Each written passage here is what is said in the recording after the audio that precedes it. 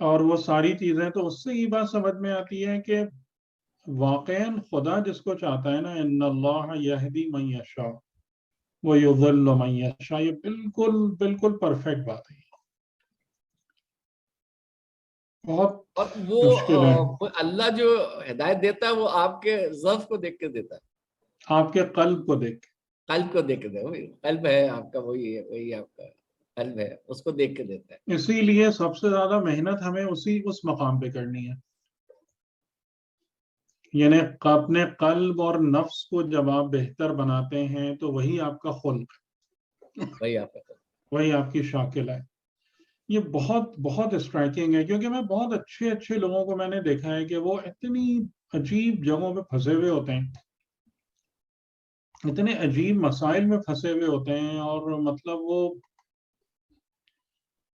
بہت، اور جو سب سے زیادہ پریشان کن بات دکھتی ہے اور نظر آتی ہے، السلام، وہ یہ نظر آتی ہے کہ جتنا زیادہ آپ یوں کہہ لیجئے نا کہ لوگوں کی انانیت اسٹرانگ ہوتی ہے دین کے مسئلے میں، دین کے مسئلے میں، یعنی میں یہ سمجھ رہا ہوں، میں یہ بول رہا ہوں، مجھے یہ پتا ہے، یہ سب چیزیں بہت ڈینجرس ہیں.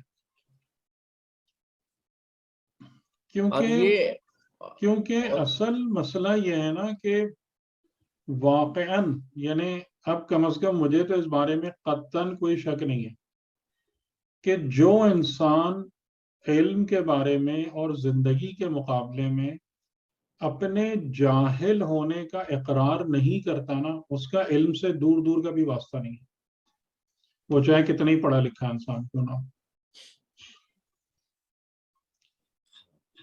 صحیح ہے. کیونکہ علوم اتنے وسیع ہیں اور زندگی کی وسعت اتنی اتنی عظمت ہے زندگی میں جو ہمیں نظر آ رہی ہے اپنی نظروں کے سامنے، کہ وہی وہ نیوٹن والی بات شاید میں نے آپ کو بتائی ہو یا نہیں بتائی ہو، کہ صحیح ہے. نیوٹن جب اپنی پیک پہ تھا، یعنی کہ ظاہر ہے اس کو بہت بڑے بڑے عہدے اپنی زندگی میں ہی مل گئے تھے بہت، وہاں برٹن وغیرہ میں بھی، اور لوگ سمجھتے تھے کہ یہ، مطلب بعض لوگ تو اس میں یہ سمجھتے تھے کہ یہ انسان نہیں ہے، یہ کوئی اسپیشل آسمانی مخلوق ہے، کیونکہ جتنا نالج اور وہ علم کی باتیں اس نے کی اور جتنی چیزوں کو سامنے لایا وہ بہت حیرت انگیز تھی، اسپیشلی 17 سینچری میں.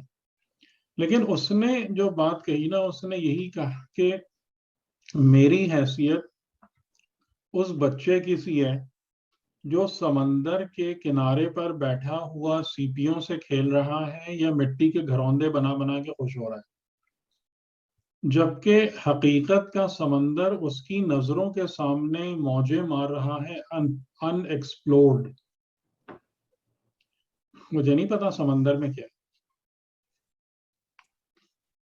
اور اسی اپنے علم کی وجہ سے نیوٹن نے یہ بات کہی تھی کہ یہ جو کرسچینٹی میں ٹرینٹی ہے، عقیدہ تثلیث ہے، یعنی حضرت عیسیٰ کو لارڈ، وہ گاڈ بنا دیں، سن آف، یہ سب جو ہے نا، اس نے یہ بات کہی کہ اس سے بڑا فراڈ کوئی اور نہیں ہو سکتا،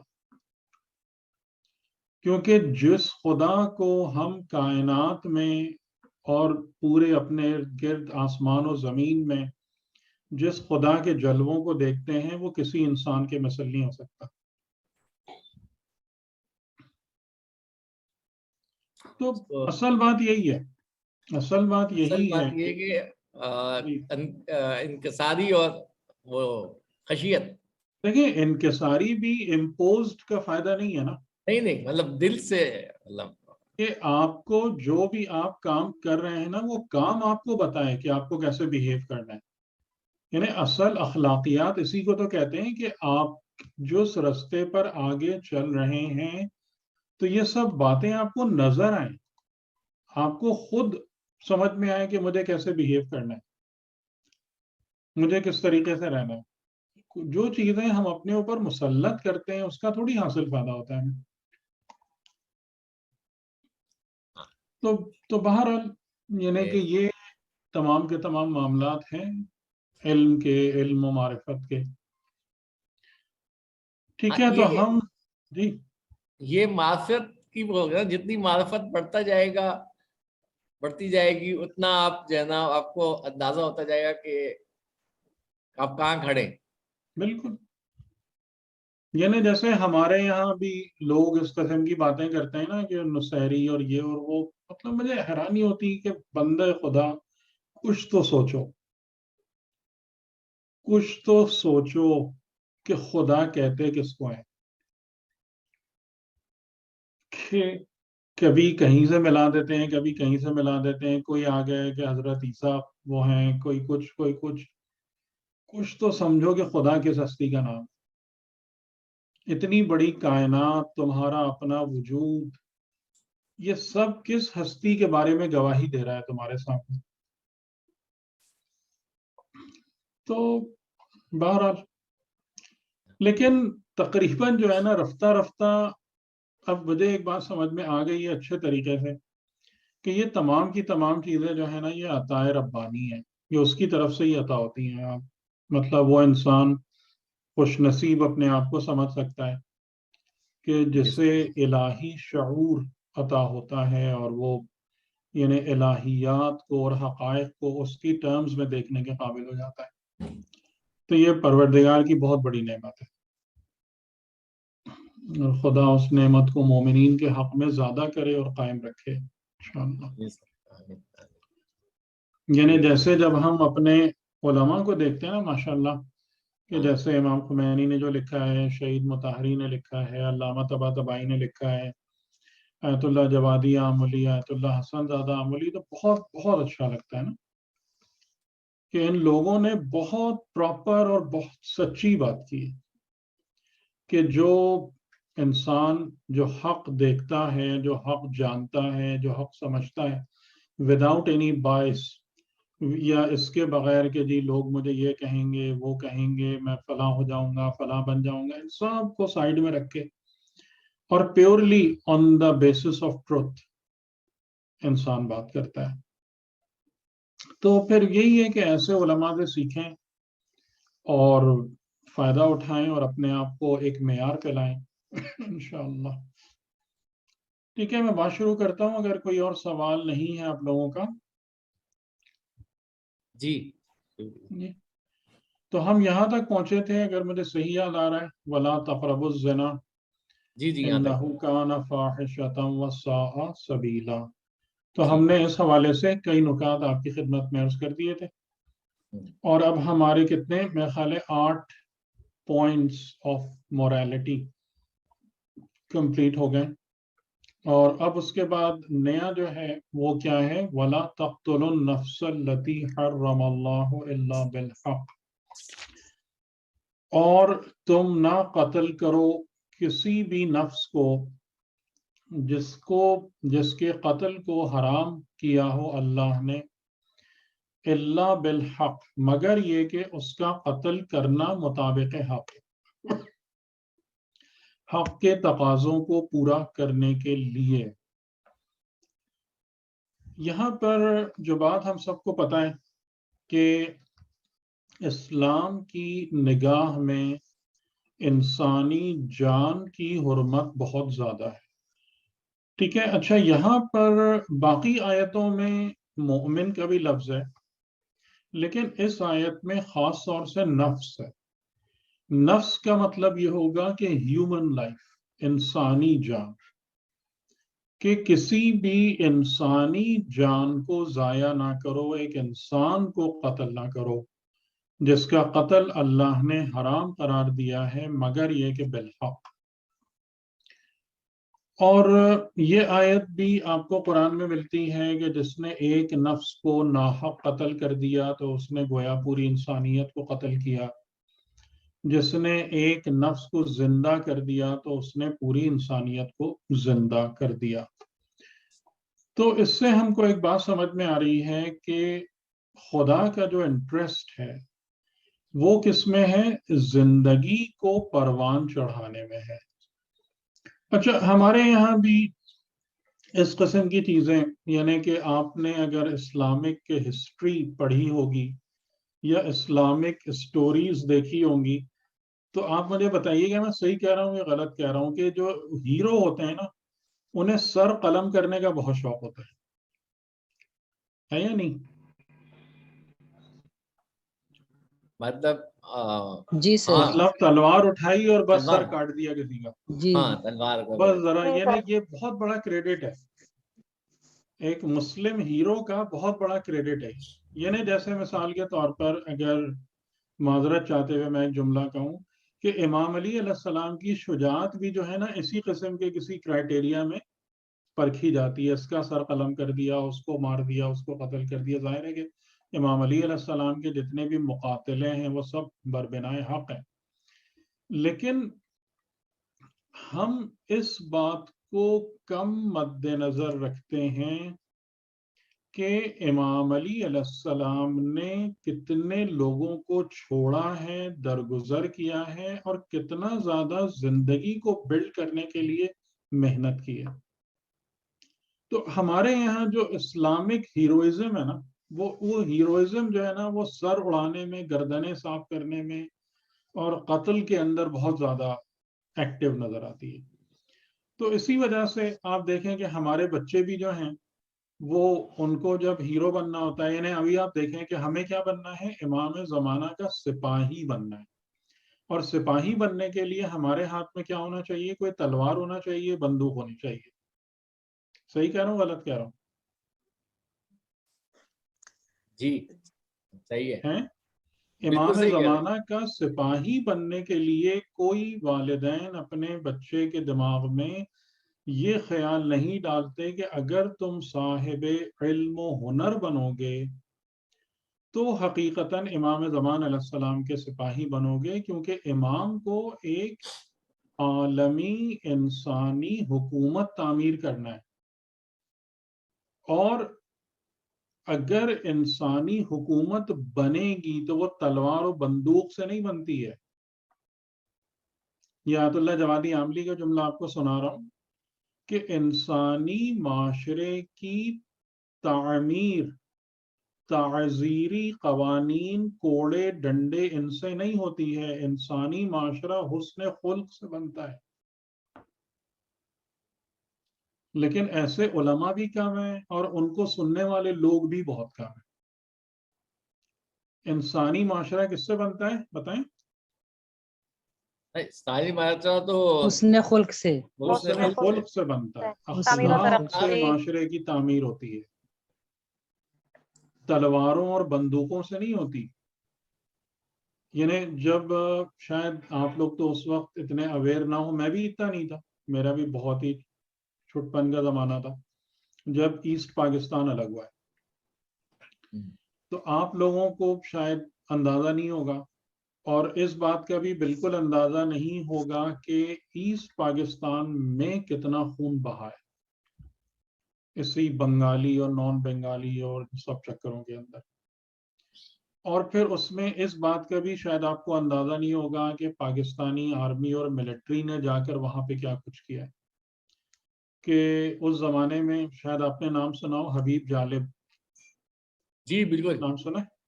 بالکل جی. جن کی 60s 70s 80s کے اندر کافی انقلابی شاعری تھی اور وہ کئی جیل بھی گئے، مارے بھی گئے. انہوں نے ایسٹ پاکستان وار پہ کہا تھا، یعنی جب مارشل لا وغیرہ لگا دیا تھا گورنمنٹ نے، کہ گولیوں سے محبت بو رہے ہو، یعنی کوشچن مارک، گولیوں سے محبت بو رہے ہو، ملک کا چہرہ خون سے دھو رہے ہو، گما تم کو کہ رستہ کٹ رہا ہے، یقین مجھ کو کہ منزل کھو رہے ہو. ٹھیک؟ تو نہ گولیوں سے محبت بوئی جاتی ہے اور نہ خون سے کسی کا چہرہ دھویا جا سکتا ہے. صحیح؟ تو یعنی کہ یہ تمام کی تمام باتیں جو ہیں نا، یہ کہ اسی لیے خدا نے کہا کہ اللہ بالحق، کہ بعض اوقات یہ قتل، لیکن یہ بالحق کا مطلب کیا ہوتا ہے کہ جیسے آپ ایک ٹیومر کو کاٹ کر الگ کرتے ہیں، آپ ایک ایسے جسم کے عضو اور آرگن کو کاٹ کر الگ کرتے ہیں کہ جس کے صحت یاب ہونے کی امید ختم ہو جاتی ہے. یہ ہے قتل نفس بالحق. ورنہ تو سب سے زیادہ آپ مجھے بتائیں گے سب سے زیادہ اس قتل و غارت گری قتل کا حق کس کو پہنچتا تھا؟ بتائیں. رسول خدا کو. رسول خدا بالکل. جب رسول خدا مکے میں فاتح کی حیثیت سے داخل ہوئے ہیں داخل ہوئے تھے تو آپ کو تو وہاں پر پشتوں کے پشتے لگا دینے تھے کہ یہ وہی لوگ ہیں کہ جنہوں نے ہم پر اتنے ظلم کیے، یہ وہی لوگ ہیں جنہوں نے ان کو مارا، ان کو قتل کیا، ان کی جائیدادیں چھینی. لیکن آپ نے کیا کیا تھا؟ آپ نے ایون ابو سفیان کے گھر کو بھی پناہ گاہ بنا دیا تھا. اور صرف 8-10 لوگ ایسے تھے کہ جن کے بارے میں آپ نے کہا تھا کہ ان کا قتل ہونا لازمی اور ضروری ہے، اور جو بعد میں پروو ہو گیا کہ یہ بات بالکل صحیح تھی، جن میں آئی تھنک ایک مروان بن حکم بھی تھا. اور باقی آپ نے سب کو معاف کر دیا. تو اسی طریقے سے امام علی علیہ السلام نے جب خوارج کی سرکوبی کی ہے تو کیا آپ نے فوراً ہی اٹھا کے سب کو قتل کر دیا، سب کو مار دیا، یا ان کو میکسیمم چانس دیا، سمجھایا ہے، بجھایا ہے؟ اور بلکہ نہج البلاغہ کے اندر جس طریقے سے آپ خوارج سے بات کر رہے ہیں نا، وہ بڑی حیران کن ہے. اس کو پڑھ کے حیرانی ہوتی ہے کہ اتنا پولائٹ، اتنا مطلب فار گیونگ آپ کا اپروچ اور ایٹیٹیوڈ ہے. اور جب آخر میں یہ کہ وہ انہوں نے اپنا سر، جیسے کہتے ہیں نا کہ سر پھوڑنا ہی ٹھہرا، کہ جب انہوں نے طے کر لیا کہ ہمیں تباہی ہونا ہے، تو پھر اس کے بعد جنگ نہروان ہوئی. تو اس بات کو ہمیں ذہن میں رکھنا ہے. میں نے یہ تھوڑی سی بات کو پرولونگ اس لیے کیا کہ خاص طور سے ہمارے معاشرے میں یہ والی جو ذہنیت ہے نا کہ بندے کی تربیت اور تہذیب اور تعمیر کی جگہ جو ہے نا ایلیمینیٹ کر دو، ختم کر دو، جڑ سے کاٹ کے پھینک دو، قتل کر دو، یہ چیز ڈائریکٹلی اخلاق قرآنی سے ٹکراتی ہے اور کسی بھی نبی اور امام کی سنت کے مطابق نہیں ہے. یعنی کہ جب تک وہ اپنے آپ کو مکمل طور سے اس بات کا حقدار نہ بنا لے کہ اسے قتل کیا جائے اور اسے دور کیا جائے معاشرے سے، اس وقت تک یہ کام نہیں ہونا ہے. ٹھیک ہے، یہ بات واضح ہو گئی؟ اس میں کوئی سوال تو نہیں ہے؟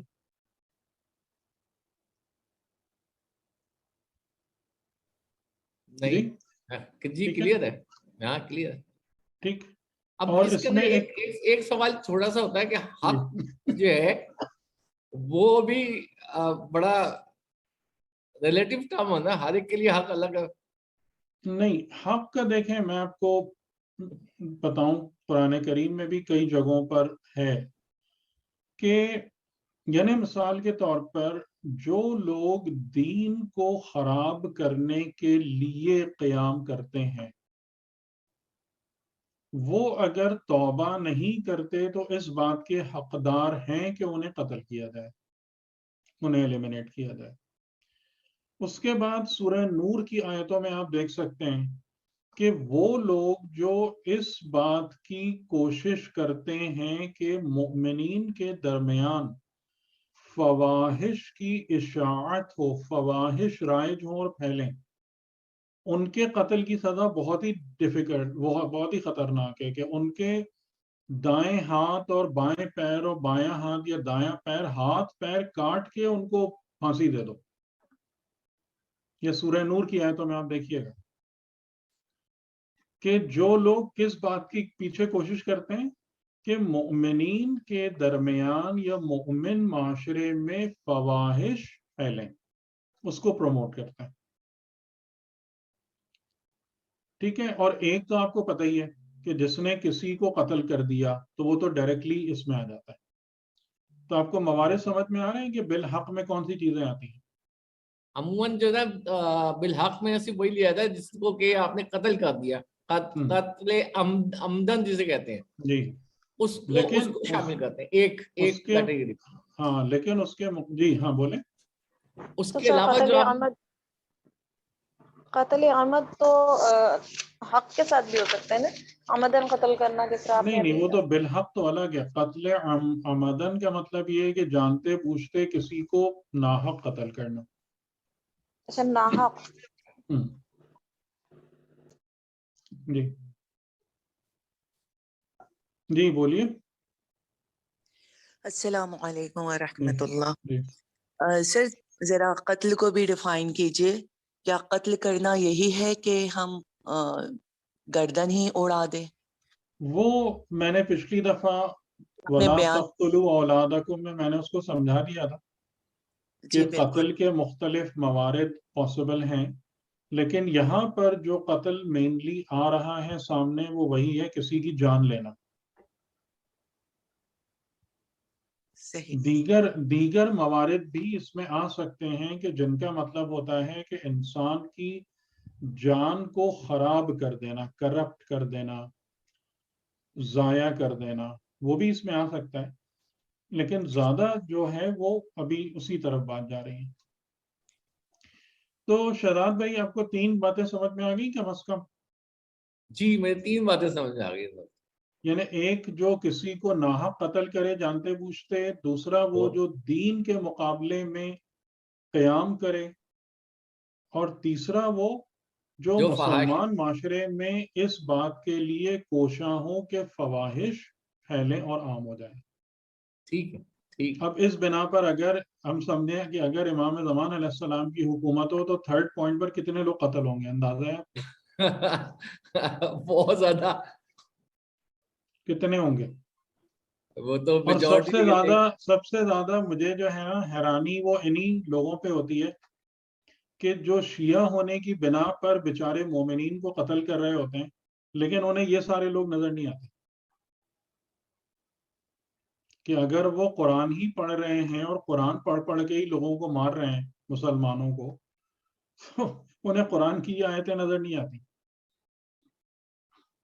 یعنی اس سے آپ اندازہ کریں کہ جو لوگ فواحش کا پرچار کرتے ہیں، خدا کی نظر میں کتنا بڑا جرم ہے یہ، کتنا بڑا جرم ہے کہ آپ ان آیتوں کو دیکھیے گا سورہ نور کی، ہاتھ جی پیر کاٹ کر سولی پہ چڑھا دو ان کو، یعنی نشان عبرت بنا دو انہیں کہ آئندہ کوئی ایسی ہمت ہی نہ کر سکے. ٹھیک. تو اب اور اس کے بعد ومن قتل مظلوما، اور جو مظلوم قتل کر دیا جائے، قتل ایسے وائس ہے، مظلوم قتل کر دیا جائے، فقد جعلنا لولیہ سلطانا، تو بے شک ہم نے اس کے ولی یعنی جو اس کے بعد ہیں، اس کے جانشین ہیں، اس کے گھر والے ہیں، ہیئرز ہیں، ان کے لیے ہم نے سلطان یعنی اتھارٹی قرار دی ہے. اور اتھارٹی یہ قرار دی ہے یعنی ان اے وے اس بات کو بھی ذرا سمجھنے کی بہت زیادہ ضرورت ہے اچھے سے، کہ جب کوئی انسان دوسرے انسان پر ظلم کرتا ہے، ٹھیک ہے، ظلم کرنے کا آپ کو پتہ ہے کہ بہت سارے ڈفرینٹ ایگزامپلز ہو سکتی ہیں، بہت سارے ڈفرینٹ مقامات ہو سکتے ہیں. یعنی کسی کی زندگی کو خراب کرے. یہاں بھی آیت اللہ جوادی عملی کا ایک جملہ مجھے یاد آتا ہے کہ اس میں کہتے ہیں کہ انسان کی آخرت کی فلاح کے لیے کیا ضروری ہے؟ نہ بیراہا می رود، نہ راہ کثیرہ بے بندد. یہ جملہ بہت دفعہ دہرایا انہوں نے اپنے اس میں درس قرآن میں، کہ انسان نہ خود یعنی میں اگر اس ٹائم کو یوز کروں جو ہم نے پڑھی ہیں، کہ انسان نہ سبیل سلام سے ہٹے، بے راہ می رود، بے راہ نہ ہو، نہ راہ کثیرہ بے بندد، نہ کسی دوسرے کی راہ کو بلاک کرے.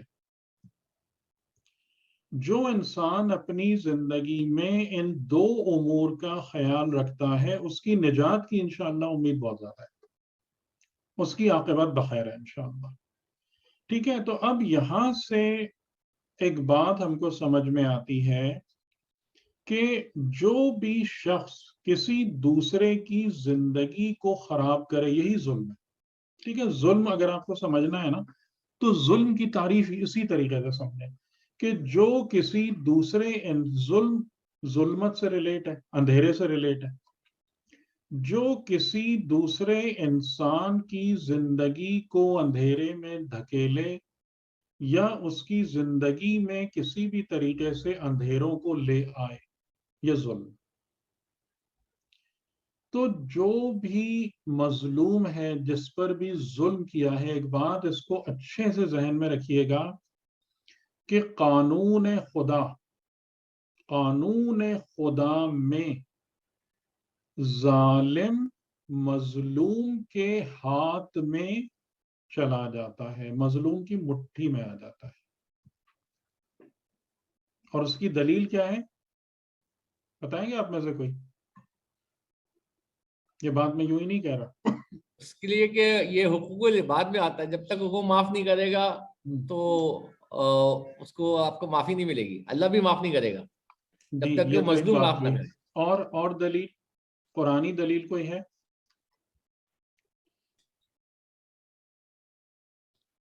دیکھیں یہ وہی ہے جو میں نے آیت آپ کے سامنے پڑھی ہے، یہی دلیل ہے. وَمَنْ قُتِلَ مَظْلُومًا فَقَدْ جَعَلْنَا لِوَلِيِّهِ سُلْطَانًا. جو بھی مظلوم یعنی جو ظالم ہے، مظلوم کو اس کے اوپر سلطان یعنی اتھارٹی حاصل ہے، کمانڈ حاصل ہے. اور یہ کمانڈ جب آخرت میں دکھتی ہے نا تو کس شکل میں دکھتی ہے؟ اس شکل میں دکھتی ہے کہ ایک انسان کی یعنی جو انسان ظالم ہے نعوذ باللہ، اس کی عاقبت اور نجات ایک دوسرے انسان کی مٹھی میں چلی جاتی ہے.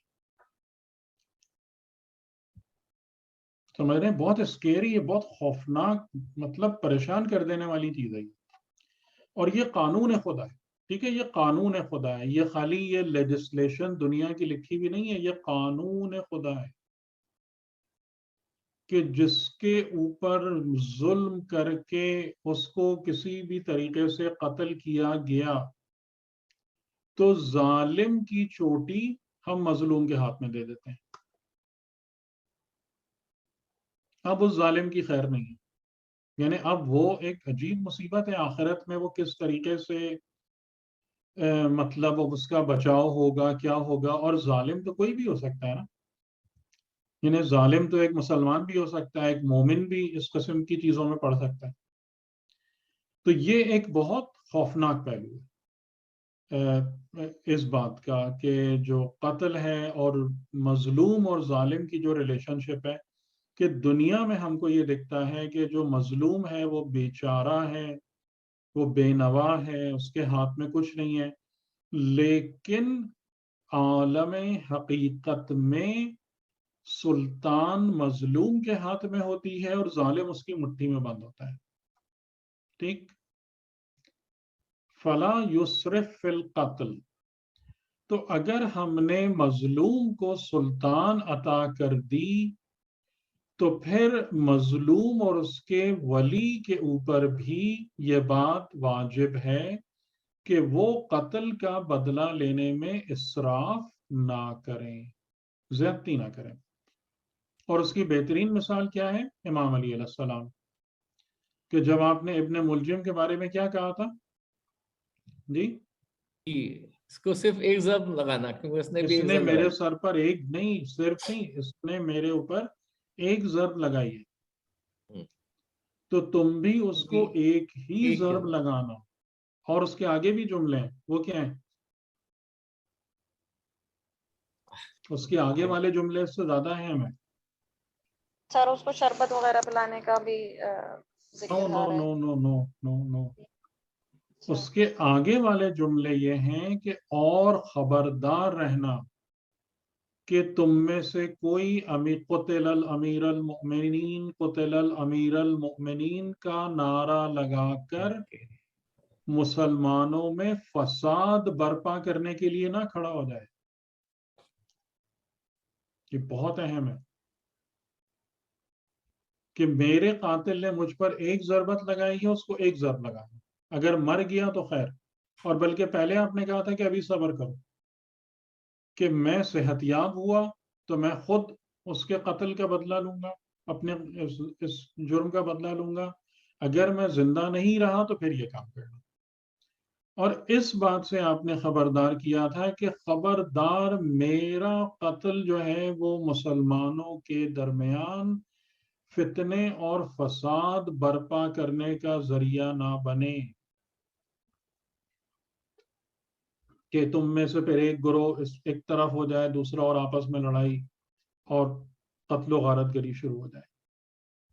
ٹھیک ہے، تو یہ نازک معاملات ہیں. فلا یسرف فی القتل، کہ ہم نے مظلوم کے ولی کو سلطان عطا کی تو اس کے لیے بھی لازمی اور ضروری ہے کہ وہ قتل کا بدلہ لینے میں ریونجفل نہ ہو جائے، وہ حدوں کو کراس نہ کرے. انہو کان منصورا، بے شک اس کی نصرت کی گئی ہے. یعنی ہم نے اس قانون کے ذریعے سے، جیسا میں نے بتایا کہ یہ قانون فقط قانون شریعت نہیں ہے بلکہ یہ قانون حقیقت ہے، اور اس بنا پر بہت بہت ہمیں ہوشیار رہنے کی ضرورت ہے. کیونکہ اگر خدا نہ خواستہ کسی نے کسی پر غیبت کی تہمت لگائی، بہتان کسا، وہ بھی اسی دائرے میں آتا ہے. ٹھیک ہے، یعنی کیونکہ اس نے ظلم کیا، کسی کی آبرو ریزی کی، تو اب کیا ہوگا کہ اس کے مطابق جس کی آبرو ریزی بھی ہے اس کی مٹھی میں وہ چلا گیا، یعنی اس کا نامہ عمل اس کی اتھارٹی میں آ گیا. تو اب اگر وہ کہے، یعنی میں ایک مثال کے طور پر بات کر رہا ہوں، وہ کہے تمہاری اتنی نیکیوں میں سے مجھے دو، تمہاری یہ نیکیاں ہیں یہ مجھے دو تب میں تمہیں معاف کروں گا. اب وہ کیا کرے گا؟ جو پھنس گیا ہے وہ کیا کرے گا؟ ٹھیک ہے، تو یہ تمام کے تمام معاملات ایزی لینے والے نہیں ہیں. اور جب آپ اس کو سنتے ہیں نا حقوق العباد، جیسا کہ آپ بھی ابھی فرما رہے تھے کہ حقوق العباد بندہ معاف کرے، لیکن یہ والی بات جو ہے نا، ٹھیک ہے ہمارے بزرگوں نے ہم کو ایک بات سمجھائی، لیکن یہ بہت سادہ سے الفاظ میں بات کو سمجھایا گیا.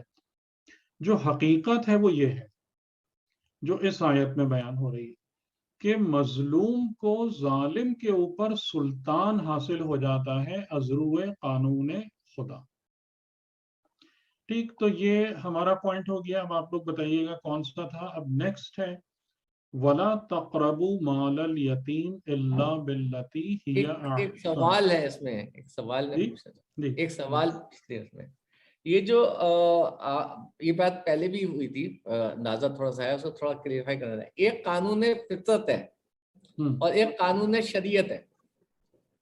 تو کچھ چیزیں شریعت کے حساب سے صرف مسلمانوں پر لاگو ہوتی ہیں، اور جو قانون قدرت فطرت ہوتا ہے وہ مطلب ساری انسانیت پر ہی ہے. دیکھیں یہ بات ٹھیک نہیں ہے، یعنی یہ کہنا، یہ نتیجہ نکالنا ٹھیک نہیں ہے کہ شریعت کا قانون کس پر لاگو ہوتا ہے؟ جو شریعت کو ماننے والے ہیں. اپیرنٹلی، لیکن شریعت کے جو قوانین ہیں نا وہ بھی مطابق فطرت ہیں.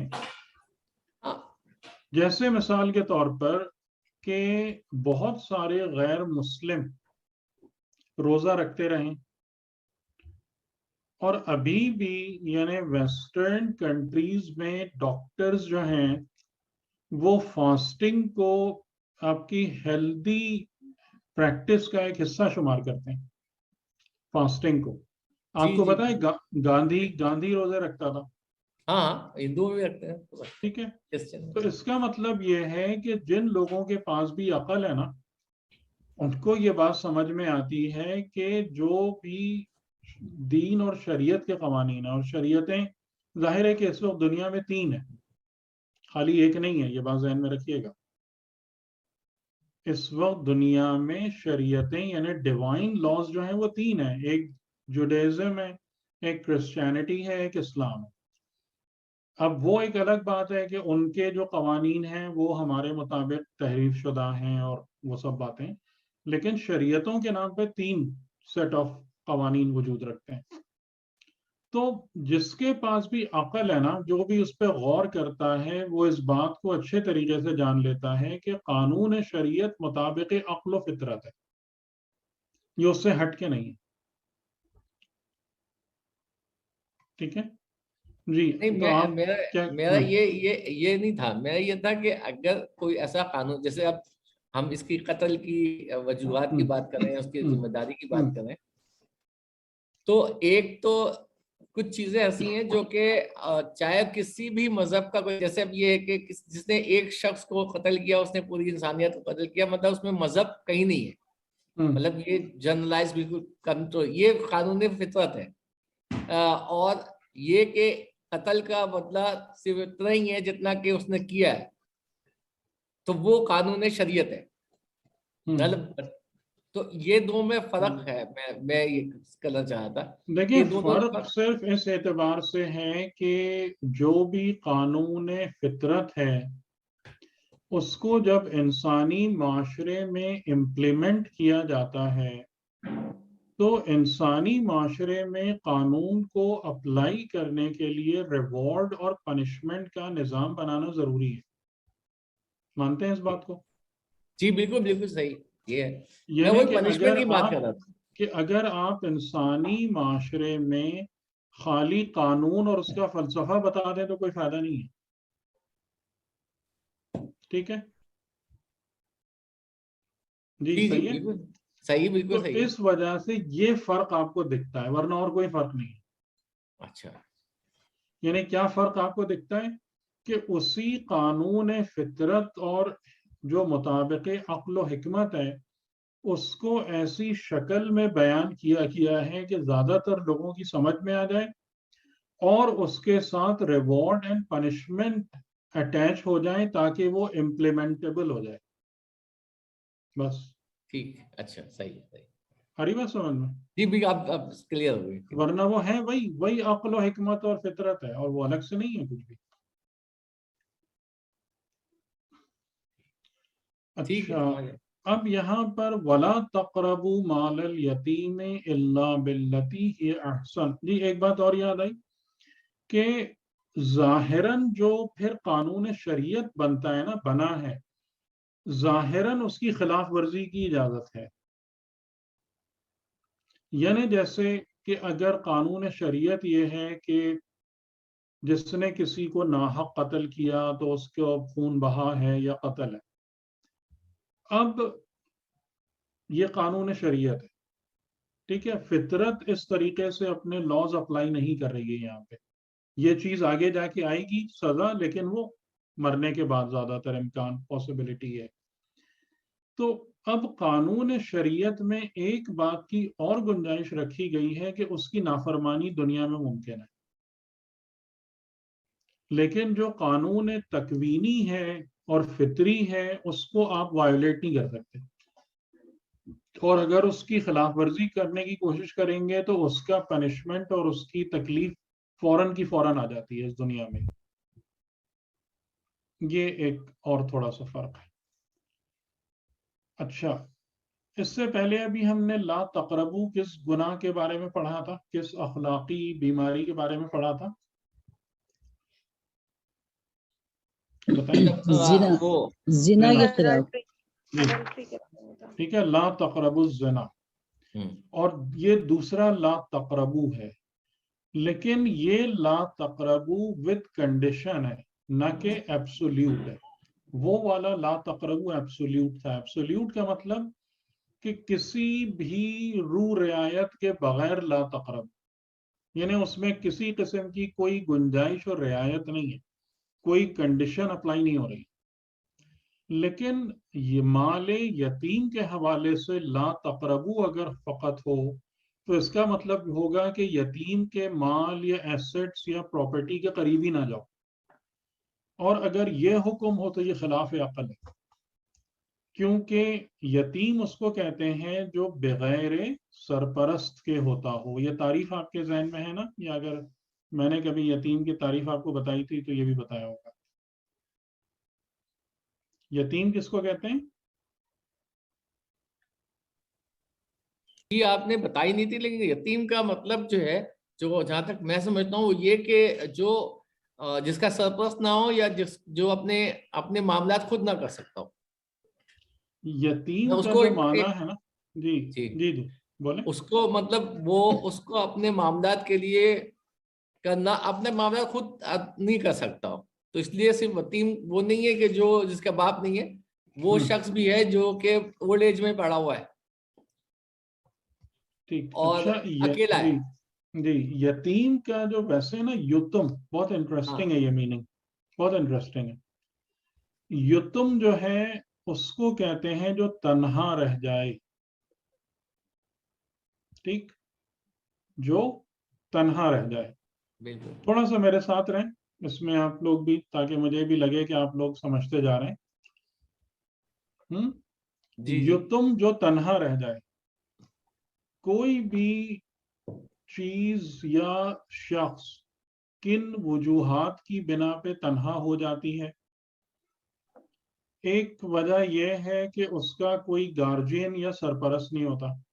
یعنی جیسے کسی کا خدا نخواستہ باپ انتقال کر جائے تو باپ کے انتقال کے بعد وہ بچہ تنہا کس معنی میں ہو جاتا ہے کہ اب اس کی سرپرستی کرنے والا, کفالت کرنے والا کوئی نہیں ہے. یہ ایک یتیم کا ایک انسٹنس ہے, نہ کہ یتیم کا کلی معنی ہے. ٹھیک, جو تنہا رہ جائے کسی بھی وجہ سے. دوسرا, تنہا اس وجہ سے کوئی شے یا انسان ہو جاتا ہے کہ یعنی یہ چیز زیادہ تر چیزوں کے مسئلے میں اپلائی ہوتی ہے کہ وہ چیز تنہا اس وجہ سے رہ جاتی ہے کہ کوئی اس کی قیمت ادا کرنے کے قابل نہیں ہوتا یا کوئی اسے اٹھانا نہیں چاہتا. لیکن نیگیٹو سینس میں یہ لفظ کم استعمال ہوتا ہے, پازیٹیو سینس میں زیادہ استعمال ہوتا ہے. آپ نے در یتیم کا لفظ سنا ہے؟ جی بالکل, در یتیم. در یتیم کیا ہوتا ہے؟ مطلب وہ کوئی ہیرا جو جس کو کہنا چاہیے, جو کہ بیش قیمت ایسا گوہر جس کی قیمت کوئی قیمت ادا نہ نہ کر سکتا ہو. جی ٹھیک ہے, تو یتیم خالی وہ نہیں ہے. اور تیسری بات کیا ہے کہ یتیم یا الون انسان اس وقت ہو جاتا ہے کہ جب وہ اس مرتبہ کمال تک پہنچ جائے کہ کوئی اس کی ہمسری کرنے والا نہ ہو, کوئی اس کے برابر نہ ہو. ٹھیک, وہ بھی یتیم ہے. بات سمجھ میں آ رہی؟ جی بات جی, سمجھ آ رہی ہے. اور اگر آپ اس سینس میں سورہ والضحیٰ کو پڑھیں گے نا تو آپ کو ایک نیا مزہ آئے گا. علم یجد کا یتیمن فآوا,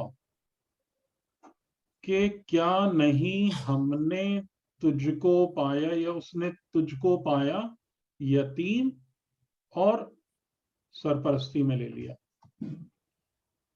تو اب یہاں پر یتیم کا معنی یہ نہیں ہے کہ آپ کے باپ عبداللہ انتقال کر گئے تھے, تو یہ تو ظاہری معنی ہے.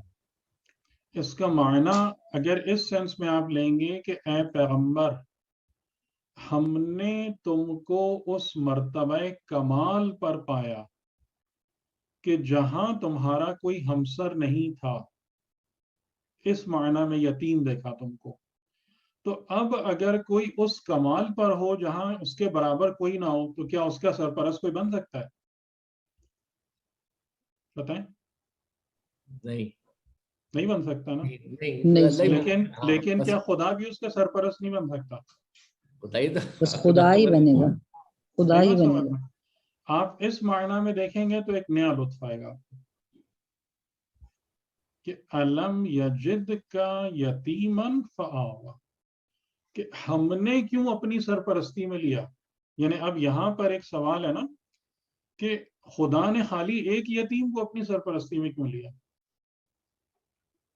باقی یتیموں کے لیے کہہ رہے ہیں کہ مومنین تم جا کے ان کی خبر گیری کرو. اس کا مطلب ہے کہ یہ وہ یتیم نہیں ہے جو بن باپ کا ہے, یہ وہ یتیم ہے کہ جو اس منزلت کمال پر فائز ہے کہ کوئی اس کا سرپرست بن نہیں سکتا. بات سمجھ میں آئی؟ جی جی بالکل, کہ کوئی اس کا سرپرست بن نہیں سکتا, تو ہم نے تمہیں اپنے زیر سایہ لے لیا.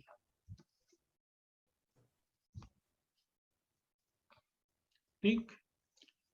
تو یتیم کے معنی میں لطافت ہے، یعنی اس کے کئی پہلو ہیں، خالی یہ نہیں ہے کہ جیسے کہ بغیر باپ یا وداؤٹ گارجین. تو میں نے اسی لیے آپ کو یہ 3 ایگزامپلس دی کہ وہ ہیرا جس کی قیمت کوئی نہ ادا کر سکتا ہو وہ بھی یتیم ہے.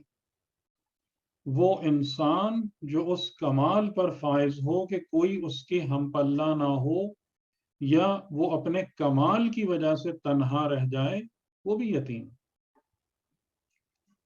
اور پھر اس انسان کو کیا ہوتا ہے، پھر خدا اپنی سرپرستی میں لیتا ہے. یعنی ایسا نہیں ہوتا کہ اس کے لیے کوئی ہدایت کے آگے بڑھنے کے دروازے ہی بند ہو جاتے ہیں. کہ فار ایگزامپل ایک انسان ہے، ایک ایسی سوسائٹی میں رہتا ہے کہ جہاں زیادہ تر لوگ نالائق ہیں، اور وہ ایک منزل کمال پر ہے اور اس کمال کی وجہ سے وہ اپنے معاشرے میں یتیم ہے. تو اس کا مطلب یہ نہیں ہے کہ وہ اس کی کوئی گارجین شپ ہی نہیں ہوگی. خدا اس کے لیے پھر مقرر کرے گا کسی کو اپنی طرف سے کہ اس کی ہدایت کرو. اور اگر یہ پریکٹیکلی پاسبل نہیں ہوگا تو خدا پھر غیبی ذرائع سے اس کی ہدایت کرے گا. ٹھیک. اچھا، اب میں ایک نقطہ بیان کر کے آج کی حد تک بات ختم کروں. یہ پوائنٹ تو ہم کو سمجھ میں آ گیا کہ لا تقربوا الزنا اور لا تقربوا مال الیتیم میں ایک فرق ہے، کیونکہ مال یتیم کے قریب نہ جانا یتیم کے مفادات کو نقصان پہنچانے کے برابر ہے. یتیم کے بارے میں آپ ایک بات غور کیجیے گا جو سورہ فجر کی آیتوں میں ہے کہ بل لا تکرمون الیتیم، کہ تم یتیم کا اکرام نہیں کرتے، تم یتیم کو با کرامت نہیں بناتے. یتیم کے حوالے سے جو سب سے بڑا خطرہ ہے وہ یہ ہوتا ہے کہ وہ ابھی نابالغ ہے، ناسمجھ ہے، اور اگر اس کے پاس مال اور ایسٹس ہیں جو اس کی پراپرٹی بن رہے ہیں، جو اسے اپنے پیرنٹس کی طرف سے ملا ہوا ہے، تو زیادہ سے زیادہ لالچی اور ہوس پرست نگاہیں اس پر مرکوز ہوں گی، اور ایسے لوگ گدوں کے طریقے سے اس پر جھپٹیں گے تاکہ اس کو نوچ لیں. ٹھیک ہے. تو اس وجہ سے جو قرآن ہم کو ہدایت کر رہا ہے کہ تم یتیم کو، اور یتیم کی ظاہر ہے کہ جو دل دکھاوا ہوتا ہے، جس کا دل دکھاوا ہوتا ہے، تو اسلام اس کو کیا کہتا ہے، اس کا اکرام کرو، اس کو عزت دو، اس کو آنر دو، خیال رکھو نہیں، اکرام کرو اس کا. تو اس لیے مؤمنین کے واسطے لازمی اور ضروری ہے کہ وہ یتیم کے مفادات کو خراب ہونے سے بچائیں اور محفوظ رکھیں. جیسے وہ موسیٰ اور خضر والے واقعے میں بھی ہے نا خاص بات، جو آخری واقعہ ہے کہ جناب خضر نے خاص طور سے وہ دیوار جو گر رہی تھی اس کو تعمیر کیا کہ تمہارا رب یہ چاہتا ہے کہ یہ 2 یتیم بچوں کا یہاں اس کے نیچے خزانہ چھپا ہوا ہے کہ وہ ضائع نہ ہو. تو آپ کو بات سمجھ میں آ رہی ہے نا کہ خدا کیا چاہتا ہے کہ یتیموں کے معاملات کی حفاظت ہو، اور مومنین اس کام کو، اس ذمہ داری کو اپنے اوپر لیں اور اس ذمہ داری کو انجام دیں. تو لا تقربوا مال الیتیم کا مطلب ہرگز یہ نہیں ہے کہ مال یتیم کے نزدیک مت جاؤ، ہرگز یہ مطلب نہیں ہے. کیونکہ اگر مؤمنین مال یتیم کے نزدیک نہیں جائیں گے تو پھر دوسرے جو سارے بدخواہ اور چور چکار بیٹھے ہیں پھر وہ پہنچ کر اس کو نوچ کھسوٹ کے برابر کر دیں گے. تو یہ مطلب ہرگز نہیں. اور اس کو ایکسپلین کر دیا ہے اگلے جملے میں، الا مگر باللتی ہی احسن، مگر اس طریقے سے جو احسن. اب احسن کا مطلب کیا ہوگا؟ احسن کا معنی آپ کو پتہ ہے؟ بہت بہتر، خوبصورتی کے ساتھ. خوبصورتی. اور ایک تو حسن ہے، حسن میں نے پہلے ہی بتایا تھا کہ خیر خوبصورت کے ساتھ. جی خیر کے ساتھ. دیکھیں معنی کو سمجھیں. یہ جو وزن ہے احسن جس میں پہلے الف آ رہا ہے، اس کے مترادف سملر کوئی ورڈ آپ اور بتا سکتے ہیں؟ اکبر. قدم بھی ہے. اکبر، افضل، افضل.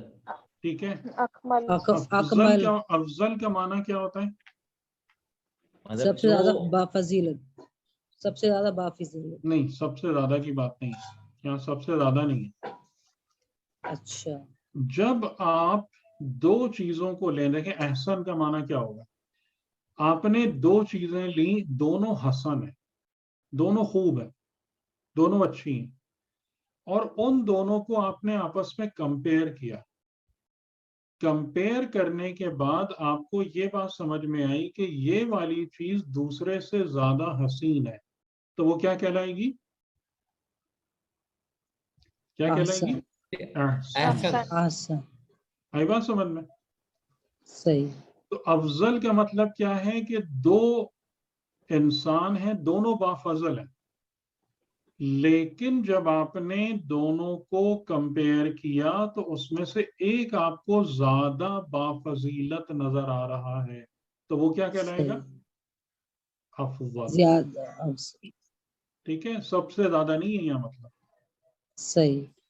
یعنی کہ آپ چیزوں کو آپس میں کمپیئر کریں، دونوں گڈ ہیں، دونوں خوبصورت ہیں، دونوں بیوٹیفل ہیں، اور اس میں آپ کو جو زیادہ اچھا زیادہ لگے تو وہ احسن. ٹھیک. تو یعنی کہ جتنے بھی طریقے ہیں یتیم کے مال کی کفالت رکھوالی کرنے کے تمہارے پاس، ان میں سے جو سب سے بہتر ہے، وہ سب سے خوبصورت ہے، وہ احسن ہے. ٹھیک ہے، یعنی آفٹر کمپیریزن جو زیادہ اچھا ہو وہ اس وزن پہ آتا ہے، افعال کے وزن پہ آتا ہے. یعنی وہ کام جو آپس میں کمپیئر کرنے کے بعد جو بہتر ہے وہ افضل، احسن، اکمل، اجمل. ٹھیک ہے، وہ سب اس وزن پہ آ رہے ہیں. بات سمجھ میں آ گئی؟ جی جی جی جی. تو الا باللتی ہی احسن، یعنی کہ ان میں سے جتنے بھی ویز اور اپروچز تمہارے سامنے موجود ہیں ان سب کو آپس میں کمپیئر کرو، اور ان میں جو سب سے اچھا پاؤ اس طریقے سے مال یتیم کے قریب جاؤ. تو اس کا مطلب کیا ہوا؟ ولا تقربوا مال الیتیم. کیا مال یتیم سے دور کرنے کا حکم ہے، دور رہنے کا حکم ہے؟ نہیں، دور رہنے کا حکم ہرگز نہیں ہے. ٹھیک، حفاظت کرنے کی. ورنہ یتیم جو ہے نا وہ بھیڑیوں اور درندوں کے ہتھے چڑھ جائیں گے. اور یہ مومنین کی ذمہ داری ہے کہ جو اسلامی معاشرے میں بے سرپرست ہیں ان کی کفالت کریں، ان کا اکرام کریں، ان کے امور کی حفاظت کریں. یہ مومنین کی ذمہ داری ہے. لیکن جب تم بھی ان کے مال کے قریب جانے کا ارادہ کرو تو کس رستے سے جاؤ؟ جو تمہارے تمام یعنی کہ مروجہ طریقوں میں یا پروپوزڈ ویز میں سب سے بہتر ہو. اور اس کام کو کب تک انجام دینا ہے؟ حتی یبلغ اشدہ، یہاں تک کہ وہ یتیم بالغ ہو کر اپنی قوت کو پہنچ جائے، اپنی اسٹرینتھ کو پہنچ جائے. ٹھیک ہے، بلاغہ کہتے ہیں پہنچنے کو، اشدہ یعنی اپنی اسٹرینتھ اور اپنی آپ میچیورٹی کہہ لیں یا اپنی طاقتور ہو جائے. جب اس کے پاس اتنی طاقت اور سمجھ آ جائے کہ اپنے مفادات کو خود دیکھ سکے، سنبھال سکے، اس کی چیزیں اس کے حوالے کرو اور وہاں سے نکل آؤ کلین. اور اس بارے میں خیال کس بات کا رکھنا ہے کہ تمہارے ہاتھ یتیم کے مال میں بیجا تصرف سے آلودہ نہ ہو. یہ اجازت دی گئی ہے کہ اگر کفالت کرنے والا خود غریب ہے، کفالت کرنے والا یا یتیم کے اموال کی دیکھ بھال کرنے والا خود پرابلم کا شکار ہے یا خود اس کے وسائل کم ہیں، تو وہ اس میں سے ایک جائز خرچہ لے سکتا ہے اس کفالت کا. لیکن اس میں بہت بہت احتیاط رکھنا ہے، کیونکہ یتیموں کے اور کمزوروں اور بیواؤں اور بے نواؤں کے مال کھانے کو قرآن کریم نے ڈائریکٹلی کہا ہے کہ یہ لوگ कुछ भी नहीं खाते हैं सिवाय आग के। ये दिरहम व दीनार और ये उससे खरीदी हुई ग़िज़ा अपने पेट में नहीं डालते हैं, ये आग है जो अपने शिकम में दाखिल करते हैं। जो भी किसी मजबूर व बेनवा का माल नाजायज तरीके से हड़प करे। अलियाज़ु बिल्लाह। ठीक, तो यहाँ पर हमारा एक मॉरल और कंप्लीट हो गया। अब हमारे पास कितने हो गए, 9 या 10 जो मॉरल। 9 हो गए। ठीक है, अब उसके बाद फिर इस आयत में अगला अहद के बारे में अहद के बारे में। ठीक है, वो इंशाअल्लाह अगली दफा बात करेंगे। आप लोग अगर कोई बात करना चाहें, कोई अपना कमेंट देना चाहें तो इसमें।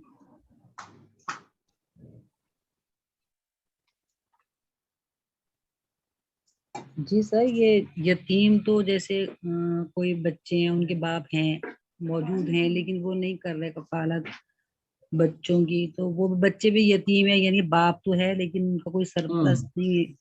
जी जी। तो जाहिर है उनको भी वही यतीम ही की तरह उनकी केयर करनी पड़ेगी ना बच्चों की। जी, अब अक्सर लोग कहते हैं, हाँ बोले, मतलब अक्सर लोग कहते हैं उनकी केयर नहीं, उनके तो बाप हैं, वो नहीं कमा रहे या नहीं उनकी लुक आफ्टर कर रहे, तो लेकिन माशरे पे भी तो है ना कि अब वो नहीं कर रहे, तो बिल्कुल बिल्कुल। सही यानी ये सही। मोमिनीन को इस हवाले से ख्याल रखना है। और यहाँ सर, पर एक और वो यतीम में नहीं, वो मिस्कीन के उस में नहीं आएंगे। नहीं, मिस्किन तो यतीम मां इस नहीं। लिहाज से, भाई जैसे मैंने यतीम की तारीफ आपको बताई ना, कि यतीम वो है कि जो तन्हा रह जाए। ठीक है, मिस्कीन वो है कि जिसके पास मस्कन ना हो, हाँ सही, ठिकाना ना हो। ठिकाना ना। लेकिन आम जबान में तो कहते हैं ना मिस्किन उसको कहते हैं जिसकी माँ नहीं होती, तो नहीं ये नहीं मिस्किन। नहीं नहीं नहीं। अच्छा, हम लोगों के तो यही समझते हैं कि मिस्किन वो है जिसकी माँ नहीं होती, और नहीं यतीम नहीं। वो है जिसका बाप नहीं होता। बल्कि उर्दू जबान, अगर मैं बिल्कुल कोई माहिर होने का दावा तो नहीं करता, लेकिन यतीम व यसीर कहते थे हमारी उर्दू जबान में। यानी यतीम वो जिसका बाप नहीं है, यसीर वो जिसकी माँ माँ। नहीं है। अच्छा सर। मिस्कीन तो वो होता है जिसका मस्कन ना हो, जिसका ठिकाना ना हो, जब मतलब एक बस हालत आवारगी या बेचारगी में हो, अच्छा, वो मिस्कीन। सर ये जितना भी अभी आपने एलेबोरेट किया, ये यतीम की जो एक डेफिनेशन आपने बताई थी कि जो जिसका सरपरस्त ना हो, ये सारी चीजें उसके लिए मतलब फुलफिल कर रही हैं रिक्वायरमेंट को। और बाकी जो आपने दोनों चीजें यतीम के बारे में बताई कि जो तन्हा रह जाए, जिस तरह आपने किसी आलिम के बारे में बताया, या जिसकी कीमत को अदा न कर सके, तो सर उसके हवाले से क्या रिस्पॉन्सिबिलिटी है सोसाइटी में, इंसानों उसकी की या मखलूक रिस्पॉन्सिबिलिटी ये है कि उसकी कदर करे, उसकी नाकदरी ना होने। नाकदरी ना हो। जी मसलन सर अगर जिस तरह कोई आलिम है तो उससे हमें फैज़याब होते रहना चाहिए, ये हाँ मतलब बिल्कुल। उस जी चीज को फुलफिल करेगा, उस रिक्वायरमेंट को। जी, यानी इंसान फिर उसकी उस कमाल को पहचाने और उसकी नाकदरी ना करे। क्योंकि ये बात तो जितने भी खास तौर से अहले मारिफत है ना, उन सब की जिंदगियों में ये आती है ये बात कि वो यतीम हो जाते हैं। जी जी। यानी इंसान का कमाल जो है ना, उसको यतीम बना देता है। क्योंकि लोग ज्यादातर मीडियोक्रिटी को या लो लेवल के चीजों पे जाते हैं, वो कमाल से परेशान होते हैं ज्यादातर अफराद। तो ये एक मसला है इंसानी माशरों का। तो सर वो वो हर इंसान की मेंटल अप्रोच के ऊपर डिपेंड कर रहा है ना, कि हर एक का लेवल उस हद तक नहीं जा सकता कि वो उसको पहचान सके। हाँ, यही तो मैं कह रहा हूँ ना कि तो ज्यादातर उसके लिए अफराद जो है हमें ना, वो उसमें ही उसी तरफ चले जाते हैं कि वहां यानी वो बंदा तन्हा हो जाता है। और हाँ जितने भी हमारे माशाल्लाह उरफा वगैरह हैं, सबका यही हाल हुआ है। सबका यही हाल हुआ है।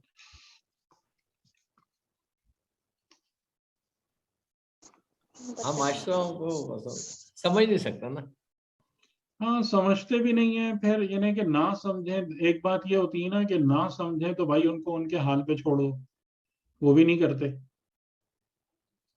तो मतलब हाँ, वो जान के पीछे लग जाते हैं कि ये जान ऐसे के- हैं और हाँ। इनमें ये खराबी है और ये मसला है और वो बुराई है, तो उनका उनको उनके मजाक भी हाल शुरू पे हो नहीं जाता है। छोड़ते। बाज़ औकात ना जानने को भी बेहतर समझा जा रहा होता है ना, कि जानेंगे तो जिम्मेदारी उन करनी पड़ जाएगी। ये तो बहुत बुरी अप्रोच है। एक ये अप्रोच, ये भी एक अप्रोच डेवलप करती है।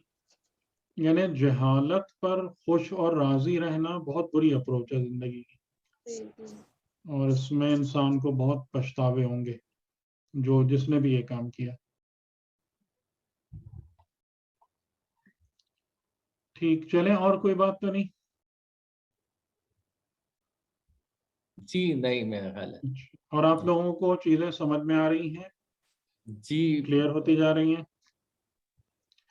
अगली जी दफा अल्लाह का मैं जी एक जी अल्लाह मैंने का वो शुक्र। आपको एक सवाल भेजा था ईमेल पर्सनल पे, कि वो लाहो की उसमें कि कुछ अल्फाज बिल्कुल मिलते जुलते हैं हमारी, मतलब कुरान ने तो अलग अलग बयान किया, लेकिन जब हम उसे तर्जुमा करते हैं तो एक ही करते हैं। जैसे वो है तखाफुर है, और सब काम एक ही करते हैं कि जी चाहता है या तकब्बुर करता है, ये करता है। वो मुख्तलिफ अल्फाज, 3-4 अल्फाज मुख्तलिफ इस्तेमाल हुए हैं। उर्दू में जब हम तर्जुमा करते हैं तो तकरीबन सारे एक ही तरीके उसमें आते हैं। अब वो थोड़ा सा कभी हो तो एक्सप्लेन कर दीजिएगा, मैं दोबारा आपको जी जी, पर्सनल। अलोंग द वे तो बहुत सारी चीजें आती ही चली जाएंगी, जी जी इंशाल्लाह। और इसीलिए मैं बाज़ औक़ात जो वर्ड्स होते हैं ना उनके प्रॉपर मीनिंग आप लोगों को समझाने की कोशिश करता हूँ। जी जैसे आज आपने यतीम का माना समझ लिया ना, बिल्कुल बिल्कुल सही सही। और एहसन का माना भी समझ लिया, जी ठीक जी। है ना? यानी एहसन जो है सबसे जी। नहीं बल्कि जी सर, कंपैरिजन के बाद, कंपेरेटिव है। कंपेयर जी कंपैरिजन जी के बाद जो बेहतर होता है। जी ठीक है, चलें चलें इंशाल्लाह। ठीक ये है, मान अल्लाह, खुदा हाफिज़। शुक्रिया जी, अस्सलाम वालेकुम। शुक्रिया अल्लाह सर, अल्लाह शुक्रिया हाफ़िज़। सर।